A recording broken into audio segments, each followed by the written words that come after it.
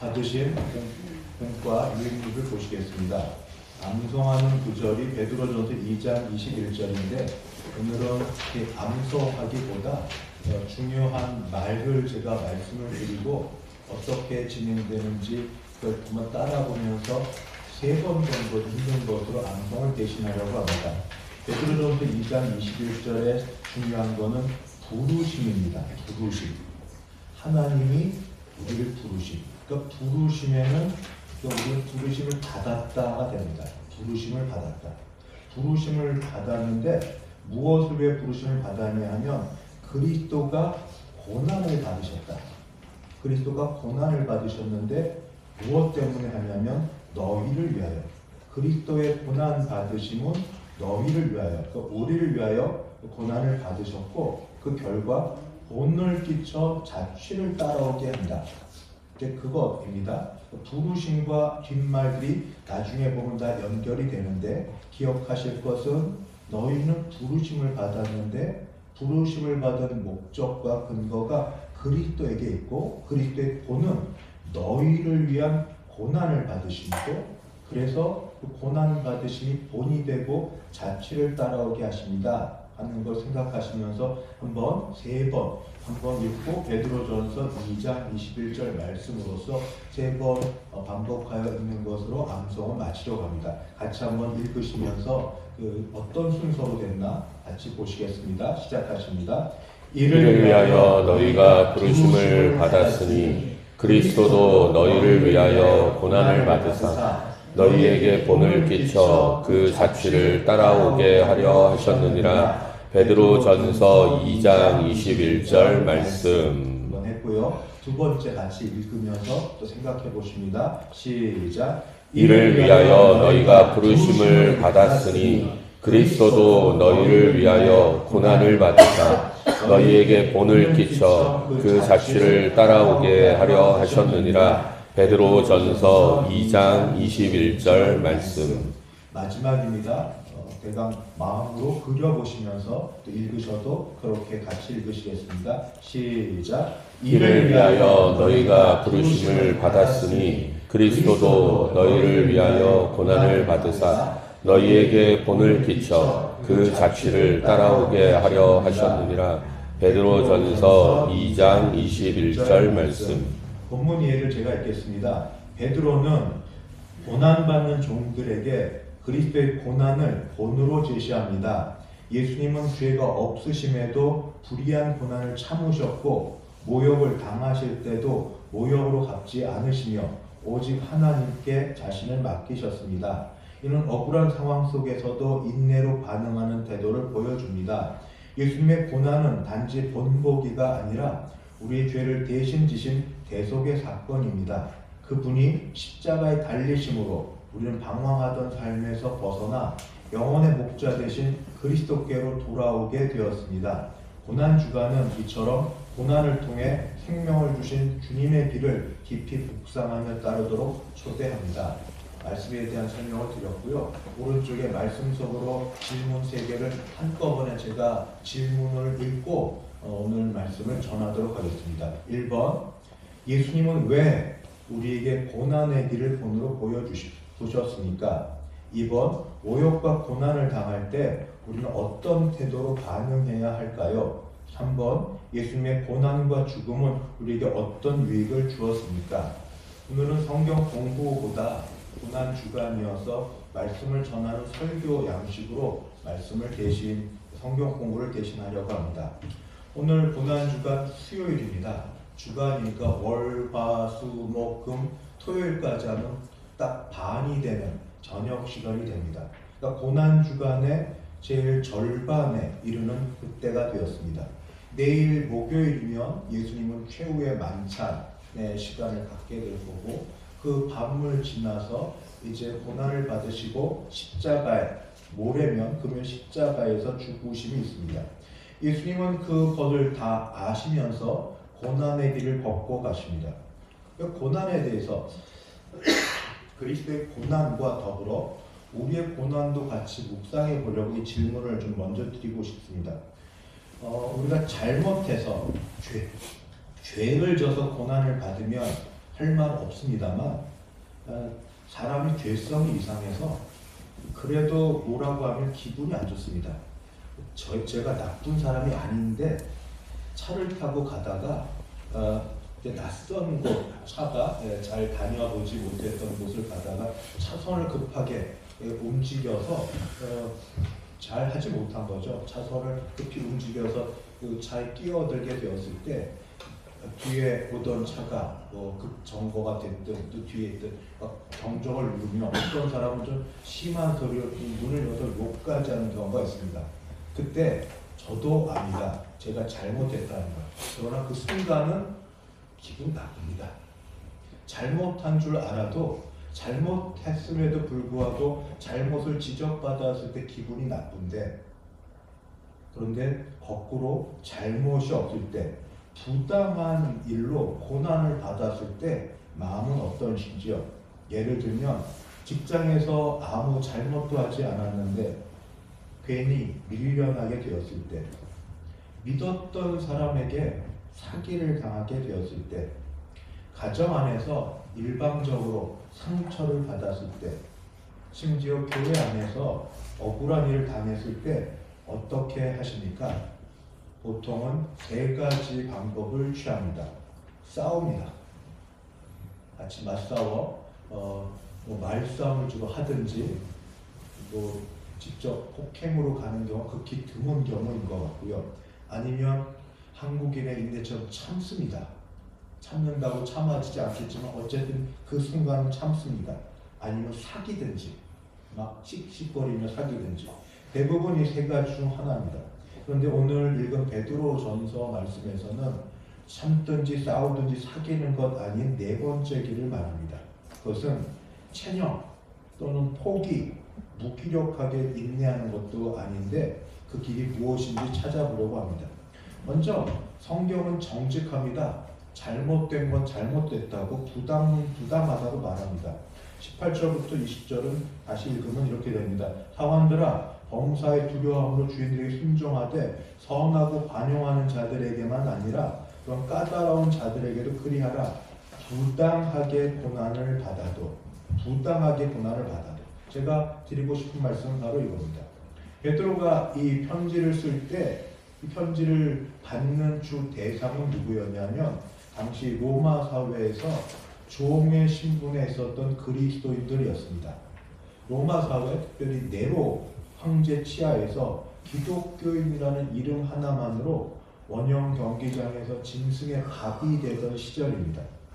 그런데 그 밑에 주인이 그러면 밑에 있는 그 신하들 또는 귀족들은 덜하냐? 덜하지 않죠. 주인 따라가죠. 까다롭고 포악한 주인이 있을 때 그 밑에서 아무 잘못도 없이 매를 맞는 것이 다반사였습니다. 그런데 베드로는 지금 이 상황 가운데 뭐라고 말하냐면 부당하게 고난을 받는다. 부당하다라는 말은 불의하게, 옳지 않게, 옳지 않은 상황 가운데 처해서 그렇게 고난받고 있다 하는 겁니다. 베드로는 그들이 당하는 고난이 부당하다는 사실을 정면으로 인정합니다. 억울하지 않은 거라고 설득하려고 하지 않습니다. 잘못 이해한 거야 라고 달래지도 않습니다. 성경은 억울한 자에게 네가 몰라서 그렇지 그건 억울한 거 아니야 라고 말하지 않습니다. 그런데 성경보다도 의롭거나 성경보다도 믿음이 좋은 사람들은 간혹 이렇게 얘기합니다. 부당하게 고난을 받을 때 참어. 그런데 이 말은 잘못하면 부당하게 억압을 가하는 자에게 힘을 주는 말이 됩니다.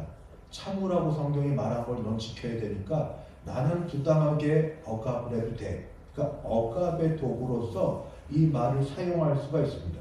힘 있는 자들이 힘 없는 자들에게 이렇게 말하는 겁니다. 성경을 봐. 성경을 보니 참으라고 했잖아. 그러니까 혹시 부당한지 아닌지 내가 판단할 일이고 어찌됐든 참어 하고 말할 수 있습니다. 실제 역사상에서 서양 역사, 기독교 신앙을 바탕으로 한 서양 역사 속에서도 이렇게 본문을 잘못 활용한 경우가 꽤 많이 있습니다. 그러나 베드로는 그렇게 말하지 않습니다. 참되 왜 참아야 되는지 그 이유를 말해주는데 19절은 분명히 그렇게 말하고 있습니다. 부당하게 고난을 받아도 참을 수 있는데 참을 수 있는 이유는 하나님을 생각함으로 슬픔을 참으면, 여기 핵심은 바로 이겁니다. 하나님을 생각함으로. 부당하게 고난을 받을 참을 수 있는 것이 그냥 기독교인이니까, 지금 나서면 안 되니까, 지금 잘못하면 그나마 있던 밥줄 또는 직장을 잃게 되니까, 잘못하면 오히려 더 폭력에 있게 되니까가 아니라 그 참을 수 있는 근거가 하나님을 생각함으로입니다. 하나님을 생각한다는 말은 하나님을 의식함으로, 하나님이 지금 이곳에서 이 모든 것이 일어나고 있다는 걸 보신다 하는 것을 생각하면서, 그런 하나님이 계신다는 걸 의식하면서 그런 겁니다. 하나님 생각한다 하는 건 그냥 앉아서 하나님 묵상하는 게 아니라 모든 대화에, 모든 상황 가운데 참여하시고 보시고 있는 하나님이 계시다 하는 그 사실을 믿고 의식한다는 그런 말입니다. 하나님이 이 상황 보고 계신다. 누가 뭐래도 CCTV 없어도 하나님이 보고 계신다. 하나님은 이 불이 부당한 걸 알고 계신다 하고 말하는 겁니다. 저는 이것을 저항이라고 말하겠습니다. 저항. 왜 그런가? 지금 생각해 보십시오. 부당한 권력자들, 불리한 상황을 이용하는 사람들, 억울하게 사람들을 몰아가는 사람들이 제일 두려워하는 게 뭔지 아십니까? 그때 어떤 사실을 증거로 채집해서 그것들을 만인 앞에 퍼뜨리는 겁니다. 독재자가 제일 무서워하는 게 사실은 많은 백성들입니다. 증거를 가지고 목격하는 사람들이 여기저기서 떠드는 걸 제일 무서워합니다. 자신의 불의가 드러나는 게 그렇게 두렵습니다. 기록되고 심판받는 것이 그렇게 싫어서 어떻게 해서든 감추려고 애를 씁니다. 그런데 지금 부당하게 고난을 받는 종들에게 참으라고 말할 수 있는 근거는 하나님을 생각함으로, 하나님이 지금 이 자리에 계신다, 하나님이 이 상황에서 유일하게 그리고 가장 바르게 보실 수 있는 증인이자 심판자로 계신다 하는 것을 의식하고 믿는다 하는 겁니다. 지금 내가 당하는 이 부당함을 하나님이 보고 계신다. 하나님이 보고 계시기에 결코 그냥 넘어가지는 않으신다 하는 것을 믿는 겁니다. 믿는 겁니다. 이건 무기력한 체념이 아닙니다. 차라리 불의한 인간 법적 올려봤자 유전 무죄, 돈이 있으면 죄가 있어도 무죄로 선언이 되고, 무전유죄, 또 한참 유명했던 말인데, 돈이 없으면 아무리 죄가 없어도 죄 있다고 선포되는 이런 불의한 법정에 서는 걸 거부하고, 이 신앙인은 하나님의 법정에 이 사실을 올려놓는 겁니다. 가장 높은 최고 법정에 이 사실을 항소하는 것입니다. 사실 시편의 저자들은 이런 상황 가운데 그렇게 많이 이야기했습니다. 여호와여, 내 억울함을 보소서. 주께서 판단하소서. 사람이 아무리 판단을 잘해도 판단하는 게 한계가 있고 기억이 늘 왜곡되기도 합니다.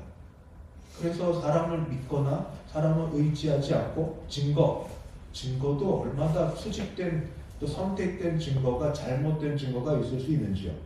내 속에 있는 것까지 뭐든지 보실 수 있는 하나님이 계셔서 하나님을 심판자 자리에 세우는 것, 바로 이것이 하나님을 생각하는 것입니다. 하나님 앞에 하나님이 계시다는 것을 믿는 바로 그런 행위입니다. 욥이 그렇게 했습니다. 친구들이 신학적으로 인과응보라는 그런 신학적 어떤 논리에 맞는 주제를 갖고 그렇게 욥의 문제를 죄 때문에 생긴 거라고 그렇게 이야기했어도 욥은 결코 굴하지 않았습니다. 그래서 이전 개혁성경, 내가 변백 나가서 내 영혼이 하나님 앞에서 내가 한번 따져보리라. 감히 피조물이 그렇게 할 수는 없겠지만 얼마나 억울하면 하는 말이, 우리 칼로 아주 잔인한 말, 이 가슴을 찢고 내 속에를 끄집어내서 내가 어떤 형편에 내가 어떻게 생각하고 어떻게 말하는지 보여줬으면 좋겠다고 억울하고 답답해인 것을 자해하는 것이 아니라 하나님 앞에서 그리고 하나님께서는 그런 욥의 태도를 옳다라고 인정해 주셨습니다. 그런데 짚어야 될 게 있습니다. 하나님 앞에 맡긴다, 하나님을 생각하면서 고통을 참는다 하는 게 지금 그러면 아무것도 안 하고 있는다 하는 그런 말인가? 하나님 믿으니 하나님이 알아서 해주시겠지 하고 아무것도 안 한다는 말입니까? 그렇지 않습니다. 20절은 이렇게 기록되어 있습니다. 죄가 있어 매를 맞고 참으면 무슨 칭찬이 있으리요. 이건 뭐 잘못된 것에 대한 벌이고요. 그러나 선을 행함으로 고난을 받고 참으면 고난을 참는 방법이 선을 행함입니다. 그러면 하나님 앞에 아름답다. 베드로는 지금 선을 행함으로 고난 받는다고 말합니다. 가만히 있다가 당하는 고난이 아니라 선을 행하기 때문에 받는 고난입니다. 이건 좀 결정적입니다. 하나님께 복수를 맡기는 것과 더불어서 지금 오히려 선을 행합니다. 이 차이를 좀 아셨으면 좋겠습니다. 복수를, 이 원한 갚는 것을, 이 억울함을 하나님께 맡기고 나면 그러면 내 영혼이 자유로워질 수 있습니다. 그전에는 여기에 집중했습니다. 어떻게든 상황을 봐야 되고 증거를 채집해야 되고 맞싸워야 되고 막 그렇게 하려고 여기에 온갖 마음과 신경과 정신을 다 쏟아부어서 아프고 힘들고 어려웠습니다. 그러나 정말로 하나님을 심판자 자리에 놓고 하나님께 맡겼다면 나는 이제 그 모든 일에 손을 턴 겁니다. 나는 자유로운 겁니다. 나는 이제 복수하는 건 하나님께 맡겼고 이제 내가 할 수 있는 건 거꾸로 내가 복수하는 것 대신에 또 다른 일을 할 수 있습니다. 그것은 선을 행하는 겁니다. 선을 행하는 것. 로마서 12장 19절부터 21절은 이렇게 말합니다. 사랑하는 자들아, 너희가 친히 원수를 갚지 말고 하나님의 진노하심에 맡기라. 악에게 지지 말고 선으로 악을 이기라. 복수, 원한 갚는 건 하나님께 맡기되 지금 내가 하는 건 선을 행하는 건 그건 내가 하는 겁니다. 오히려 맡겨버린 자가 선을 행하는데 자유롭게 행할 수 있습니다. 실례로 들어서 직장에서 부당하게 어느 승진의 자리에서 밀려났다든지 좀 억울한 일을 처한 사람이 그 억울함을 하나님께 올려드리고 나면 그 다음 할 수 있는 건 뭡니까? 계속 선을 행하는 겁니다. 직장에서 할 수 있는 선이 뭡니까? 정직하게 행하는 것. 돈 계산, 장부 쓰는 것, 뭐 이런 거 정직하게 행하는 것, 바르게 하는 것, 압박이 들어와도 포기하지 않는 것. 어차피 고난받는 것. 어차피 뭐 나쁘게 인식받은 것. 계속하여 나의 나됨은 바르게 행함으로 속이지 아니하고 나의 나됨으로 그것을 증명해 보이는 겁니다. 사기를 당한 사람이 억울하고 힘들고 하나님께 올려드렸다면 그러면 그 다음에 그게 끝이 아닙니다. 그는 할 수 있는 정당한 절차를 찾을 수 있습니다. 법적 수단을 찾고 도움을 구하고 권리를 주장하고 이게 선을 행하는 것의 일부일 수 있습니다. 단 복수심으로 가만두지 않을 거야. 이거 어떻게든 내가 끝을 보고 말 거야. 맡기보다 하나님께 맡기고 내가 지금 할 수 있는 걸 하는 겁니다. 미묘하지만 차이는 최종 심판자가 누구냐? 그리고 내 마음이 지금 어떤 상태에 있느냐? 복수하고 뭘 끝을 봐야 시원하겠고 이런 거냐? 아니면 이미 맡겨버렸으니 하나님이 하실 것을 믿고 맡겨버렸으니 너는 손 놓아버리되 그러나 이제 가만히 있는 건 내가 할 게 아니라 나도 무언가 하는데 정당하고 바르게 절차에 맞게 하는 건 내가 하는 겁니다. 그게 선일 수 있습니다. 가정 안에서 상처를 받을 때 너무 억울하다면 하나님께 그 상황을 올려드리고 그 관계 가운데서 할 수 있는 선을 행하는 겁니다. 뭔지 아십니까? 기도라는 걸 해보십시오. 물론 재정 문제나 또는 직장 문제에서 억울해도 기도를 하지만 가정만큼 미묘하고 가정만큼 어려운 데가 어디 있습니까? 그러나 그 상황을 어디 누구한테도 말 못하는 게 가정 상황 아니나요? 부부간에 있었던 일이나 부모 자녀 간에 있었던 일을 누구와 더불어 상의하고 이야기할 수 있겠습니까? 그런데 하나님께 맡겨버리고 하나님께 맡기고 영혼을 위해 기도할 수 있게까지 된다. 이거야말로 참으로 맡기고 선을 행하는 겁니다. 결국 복수를 내려놓는 것이지 행동을 내려놓는 건 아닙니다. 하십시오. 저는 그것을 소극적 저항이든 적극적으로 할 수 있는 무엇이든 언어를 어떻게 쓰든지 간에 하나님 생각함으로 하나님께 맡기고 하나님을 생각하고 하나님께 맡기고 그리고 선을 행하는 것, 이게 하나님 앞에 아름답다라고 말하고 있습니다. 문제가 있습니다. 세상은 그렇게 단순하지 않습니다. 우리가 이렇게 한번 믿음으로 결단하고 억울하게 고난을 당해도 내가 고난을 고난으로 맞싸우지 아니하고 도리어 선을 행했더니 그 사람이 갑자기 마음의 감동을 받아 변화되어서 새롭게 새 사람으로 대해주냐? 대부분은 안 그렇습니다. 대부분은 정말 기적이 일어나기 전에는 대부분은 더 악함으로 다가옵니다. 더 큰 고난으로 옵니다. 선을 행한 결과가 더 큰 고난과 더 심한 고난으로 다가오는 게 보통입니다. 오히려 더 불이익을 당하고 정직하게 거래했더니 오히려 더 손해를 보게 되고 원칙대로 했더니 밀려나게 되고, 베드로는 그 역설을 오히려 정면으로 인정합니다. 그리고 말합니다. 그렇게 해서 다시 고난을 받게 되면 그러면 하나님 앞에 그 일은 무언가 아름다운 거다. 왜 아름다운가? 고난에 굴복하지 않았다는 그리스도인의 증거가 되니까. 고난을 고난으로 맞싸우지 않은 결과로 또 다른 고난을 받은 건 하나님 앞에 아름답다.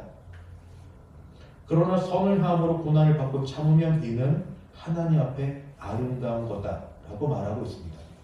그러면서 이제 주의가 그리스도 예수께로 옮겨져 갑니다. 21절 23절입니다.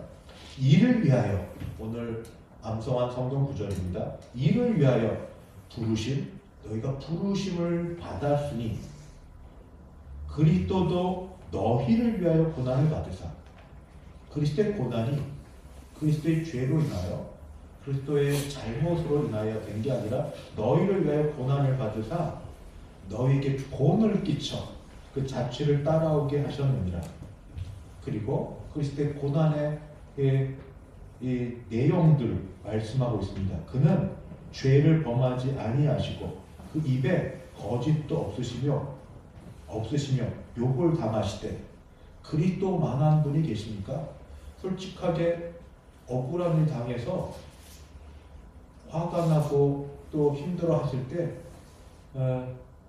100% 순전하고 온전하게 나는 100% 옳고 상대방은 100% 잘못했다고 이야기하기가 쉽지는 않을 것 같습니다.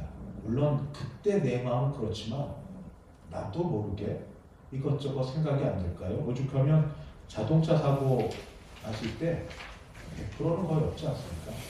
쌍방과실 가운데 잘해야 70대 30, 80대 20, 아주 세 90대 10 이렇게 하는 것처럼. 그러니까 함부로 하나님 앞에서 막 이야기하는 것도 사실은 많이 두렵습니다. 막 하고 보면 말의 실수가 나도 있었고 그때 내 마음이 나도 모르게 안 좋은 여러 일들이 있었던 것을 같이 지적하시면 나도 빠져나갈 길이 없는 거기서 거기인 사람이 됩니다. 그러나 그리스도 예수는 그렇지 않습니다. 절대십니다. 절대선입니다. 그는 성경대로 죄를 범하지 아니하셨고 입에 거짓이 한 번도 없으셨고 가운데 욕을 당하셨습니다. 그렇지만 맞대어 욕하지 않으셨습니다. 고난을 당하셨지만 12형 더 되는 천사 군단을 끌고 들어와서 한꺼번에 쓸어버릴 수 있지만 위협하지 않으셨습니다. 도리어 어떻게 하셨는가? 아까 말한 대로 하나님 앞에서 하나님을 의식하는 태도로 하셨는데 그리스도께서 하신 것은 맡기심입니다. 오직 공의로 심판하는 이에게 부탁하시며 이런 일을 대했을 때 그리스도가 하신 일은 하실 수 있는 권능과 능력과 정황과 모든 것이 있음에도 불구하고 모두 내려놓으시고 하나님 아버지께 맡기셨습니다. 그러면서 베드로는 이야기합니다. 예수님이 먼저 그 길을 걸어가셨으니 자취를 따라오게 한다. 자취는 발자국입니다. 발자국이 앞에 있으니 그 발자국대로 따라오라고 얘기합니다. 예수님이 욕을 당하셨습니다. 고난을 당하셨습니다. 억울하셨습니다. 그리고 맞대응을 하지 않으셨습니다. 힘이 없어서도 아니고 12군단의 천사를 부르실 수 없어서도 아닙니다. 대신 무엇을 하셨는가? 오직 공의로 심판하는 이에게 부탁하시며 예수님께서 하신 일이 우리에게 본을 보여주신 일이 억울함 전체를 하나님 앞에 올려드렸습니다. 하나님을 심판자로 세웠습니다. 그리고 동시에 끝까지 선을 행하셨습니다. 십자가 위에서 마지막 돌아가시기 전에 저주하고 비난하고 그리고 희롱하는 자들을 향해서도 아버지 저들의 죄를 사하여 주옵소서. 그리고 그들을 이해했습니다. 자기들이 하는 일을 알지 못함이니이다. 분명히 알고 말하고 있는데 그들이 무언가 또 씌워져서 죄악에 또 묶여져서 자기들이 말하고 자기들이 지금 하는 게 무엇인지 알지 못하는 가운데 저렇게 하고 있으니 아버지 저들을 용서하여 주옵소서 하고 아버지께 복수를 또 아버지께 이 모든 것들을 맡기는 일을 하셨습니다. 그 결과 아버지는 어떻게 하셨는가? 십자가에서 죄인이 죽는 증거가 십자가입니다. 그런데 죽었던 우리 주 예수님을 부활케 하심으로 예수님을 의롭다고 선언하게 하신 겁니다.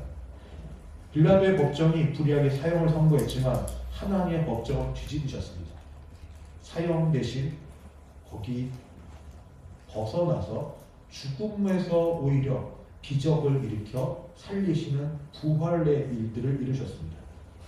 결과 어떻게 되는가? 24절 신이 나무에 달려 그 몸으로 우리 죄를 담당하셨으니 이는 우리로 죄에 대하여 죽고 의에 대하여 살게 하려 하십니다. 그가 채찍에 맞음으로 너희는 나음을 얻었나니. 예수님의 고난은 단순히 모범, 나를 따라오라, 나의 자취를 따라오라 해서 지나지 않습니다. 그 고난은 우리를 위하여 그 몸으로 우리 죄를 담당하셨으니 있는 것이다. 우리로 어떻게? 우리를 위하여. 나무에 달려라는 건 신명기 21장 23절 나무에 달린 자는 증거입니다. 율법입니다.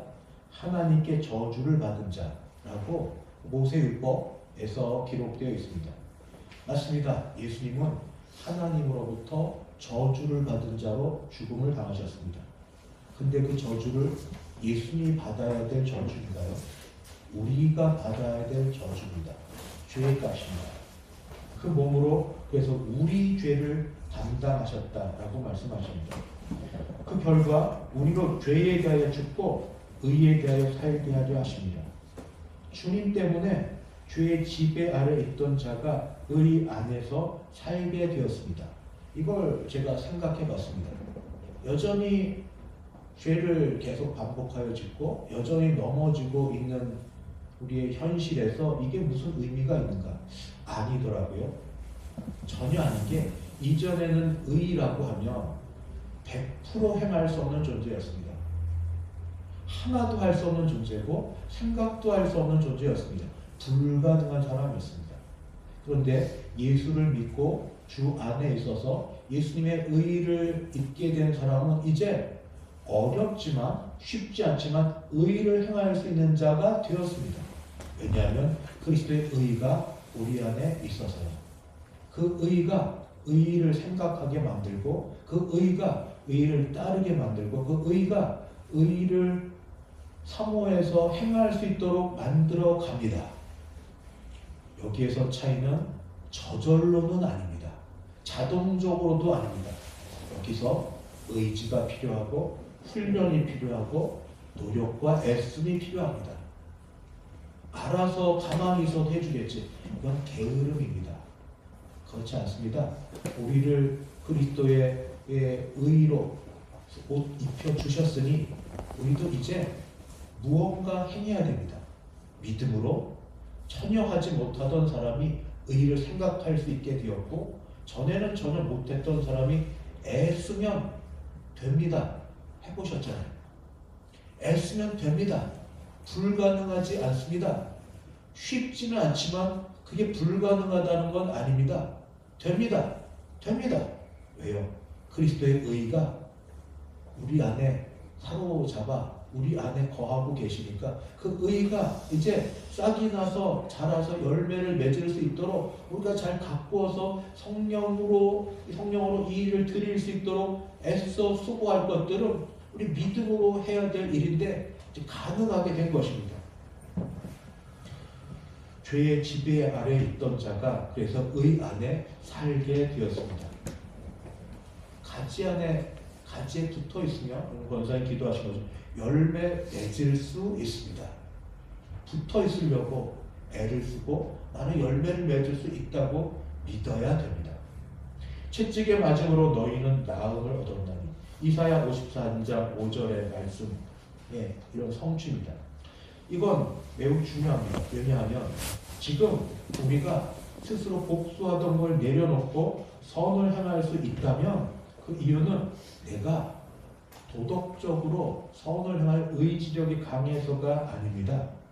우리 앞에서 우리를 위해 먼저 걸어가 주신 그 길을 걸어가 주신 분이 계시기 때문입니다. 예수님께서 우리의 죄와 저주를 다 앞서 다 막아주셔서 다 담당해 주셔서 더 이상 우리가 감당하고 받아야 될 죄와 저주가 없습니다. 우리는 그래서 그 죄와 저주를 없애기 위해서 에너지를 쏟고 힘을 쏟고 그럴 필요가 없습니다. 전혀 그럴 필요가 없습니다. 그리스도 예수 안에 있는 자에게는 정죄함이 없습니다. 그렇기 때문에 이제 우리의 에너지와 우리의 힘과 열정은 주신 은혜를 따라서 이제 주께서 바라시는 대로 드리기만 하면 됩니다. 하나님이 그리스도 안에서 우리를 택하셨기 때문에 하나님이 우리 심판자 되어주신다는 걸 믿기 때문에 우리는 선을 행하는 일에 조금 더 자유롭게 나아갈 수 있습니다. 마지막 25절이 그렇게 끝납니다. 너희가 전에는 양과 같이 길을 잃었더니 이제는 전과 이제입니다. 전에는 길을 잃어서 아무 일도 못하고 방황했습니다. 이제는 영혼의 목자와 감독 되신 이에게 돌아왔느니라. 고향으로 왔습니다.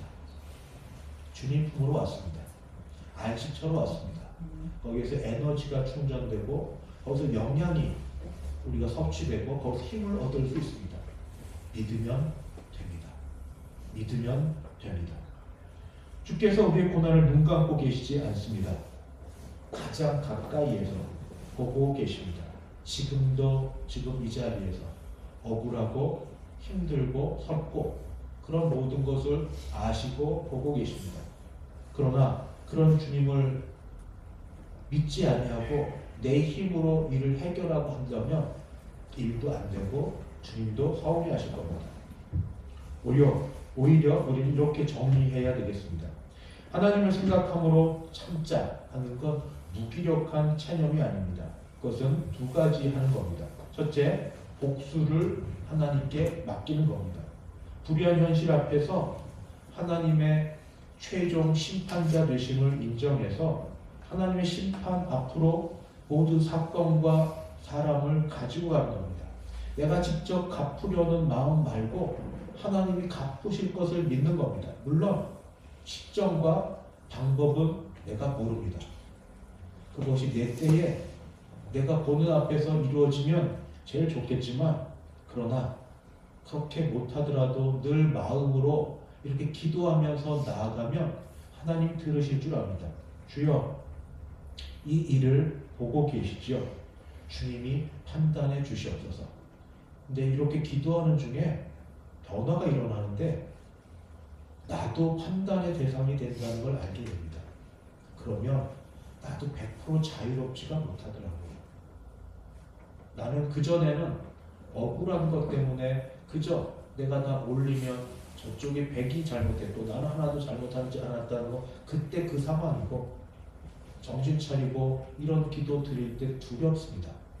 하나님도 죄를 찾으시면 나도 역시 죄가 많은데 그래도 억울하고 힘들고 고난받을 때 내가 스스로 일을 해결하려고 하기보다 하나님께 그것을 올려드리고 최종 심판자에게 맡겨드리는 일이 우선되어야 될 겁니다. 그러면서 그런 것에 자유한 사람이 해야 될 일은 선을 행하십시오. 도리어 선을 행하십시오. 복수를 내려놓았기 때문에 오히려 자유로워졌습니다. 마음도 편해졌습니다. 상대방이 어떻게 생각하는지는 그 사람에게 맡겨두십시오. 오해하든 이상하게 생각하든 나는 적어도 그 양심에는 자유롭습니다. 선을 행하시고 위하십시오. 정직하게 사시고 바르게 행동하시고 포기하지 마시고 그리고 기도하시고 그 결과가 오해가 또 오해를 사서 더 미움받고 또 고난을 받게 되거들라 이것이 오히려 하나님 앞에 아름다운 것이라는 주의 말씀을 받고 하나님 앞에 나아가는 시간 되기 바랍니다. 그것은 불의에 굴복하지 않았다는 겁니다. 이 두 가지가 함께 갈 때 복수, 원한, 억울함 하나님께 맡기고 대신에 맡겼으니 내 던져버렸으니 나는 그 힘으로 더 이상 복수, 억울함 갚는 것 대신에 선을 행한 일을 할 때 우리가 그 일을 먼저 행하신 예수님을 바라봅니다. 하나님께 부탁하시면서 끝까지 선을 행하신 우리 주 예수님. 하나님은 구속 사건의 대표로서 예수님 바로 3일 만의 부활로 예수님의 행위가 옳다고 인정해 주셨습니다. 우리는 똑같지 않습니다. 예수님은 유일무이하게 한 번 일어날 일로 하셨기에 바로 되고 우리는 그렇게까지 안 될 수 있지만 그러나 하나님께서 오히려 예수 안에서 이것을 믿고 행할 때에 우리가 그의 길을 걷는 그리스도의 길을 자취를 발자국을 따라가는 자라는 마음의 확신과 그리고 동행함이 있을 겁니다. 고난이 끊이지 않을 수 있습니다. 그래도 주께서 말씀하시는 건 더 크게 임하실 줄 믿습니다. 고난주간의 수요일입니다. 아직 목요일이 있고 금요일이 우리 앞에 있습니다. 그러나 우리는 금요일 이후에 무엇이 있는지 압니다. 부활이라는 하나님의 법정에 그런 온전한 심판이 있는 것처럼 우리도 그리스도 안에서 그와 연합된 자임을 믿는다면 언제가 될지 모르나 하나님이 억울함을 풀어주시고 하나님이 선으로 응답해 주실 걸 바라면서 그리스도의 길, 그의 발자취, 그의 흔적을 따라가는 저와 여러분 되시기를 주님의 이름으로 축원합니다. 같이 기도하시겠습니다. 우리 이 시간 조금 힘드셔도 2, 3분 같이 기도하십시다. 억울한 일, 힘든 일, 모욕당한 일, 풀지 못한 일들이 우리 가운데 있을 겁니다. 그게 교회 안에서 이런 일이 있기도 하고 가족 가운데 있기도 하고 직장에서 있기도 하고 그런 어떤 일이 됐든 오늘 고난주간을 맞아서 그리스도의 고난의 본에 대한 말씀을 들었으니 이 고난반 가운데 복수하는 걸 하나님 앞에 맡기고 심판자 되신 하나님께 맡기고 우리는 이제 맡기고 난 자유로운 사람이 되어서 오히려 선을 행하는 자로 살아갈 수 있게 주시옵소서 하는 마음으로 기도하시고 제가 기도 축도로 모든 순서를 마치겠습니다. 같이 기도하시겠습니다.